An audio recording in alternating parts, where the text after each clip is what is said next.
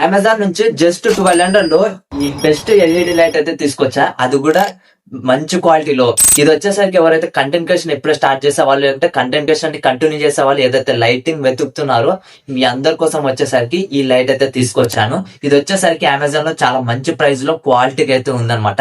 ఇప్పుడు దీంతోనే నేను వీడియోస్ అనేటివి తీస్తున్నాను. ఇది వచ్చేసరికి అన్బాక్సింగ్ చేసి మరి చూపిస్తాను దీంట్లో ఏవేవి ప్రొడక్ట్స్ ఉన్నావో. దీని అన్బాక్సింగ్ చేస్తూ చూస్తే దీంట్లో వచ్చేసరికి ఒక ఎల్ఈడి లైట్, కొన్ని 2 సెల్స్ అయితే ఇచ్చానమాట. దాంతో పాటు ఒక రిమోట్ కూడా ఉంది. సో స్టాండ్ కి అంటే ఈ లైట్ సెట్ చేసుకునేలా ఐటమ్ అనేది ఇచ్చానమాట. దీని గురించి అంత పేరు తెలియదు. ఈ విధంగా ఇప్పుడు మనం ఈ లైటింగ్ ని ఎలా సెటప్ చేయాలో చూపిస్తా. ఇప్పుడు ఈ ఐటమ్ తోనైతే సింపుల్ గా అయితే మనం సెటప్ చేసుకునొచ్చు అనమాట. సో ఇక్కడ వచ్చేసరికి ఈ స్టాండ్ అనేది చాలా జాగ్రత్తగా అయితే మీరు పెట్టుకోవాలి.